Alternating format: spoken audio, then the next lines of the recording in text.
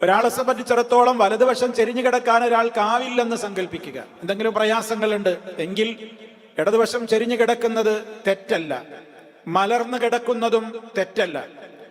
എന്നാൽ തീരെ സാധ്യമാകാത്തൊരു ഘട്ടത്തിൽ മാത്രമേ കമഴ്ന്നു കിടക്കാവൂ.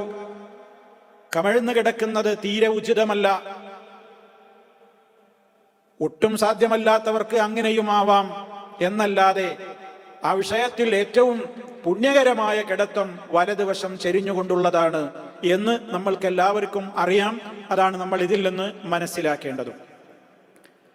മാത്രമല്ല, ഇവിടെ ഈ ഒരു പ്രാർത്ഥന നമ്മൾ ഉറങ്ങുന്ന വേളയിൽ പറയുന്ന മറ്റൊരുപാട് പ്രാർത്ഥനകളുണ്ട്. ഒരുപക്ഷെ ചില പ്രാർത്ഥനകൾ ചിലരുടെ ശ്രദ്ധയിൽപ്പെട്ടിട്ടുണ്ടാവുകയില്ല.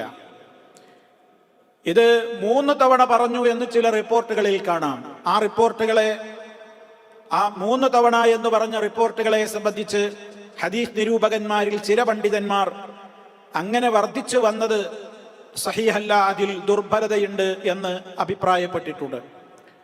എന്തായിരുന്നാലും ഇങ്ങനെ കിടക്കുന്ന വേളയിൽ അല്ലാഹുമ്മ ഖിനി അദാബക യൗമ തബ്അസു ഇബാദക, അല്ലെങ്കിൽ അല്ലാഹുമ്മ ഖിനി അദാബക യൗമ തജ്മഉ ഇബാദക, ഇങ്ങനെ 2 വിധത്തിലും നമുക്ക് പറയാവുന്നതാണ്. പറയൽ പുണ്യകരവുമാണ്.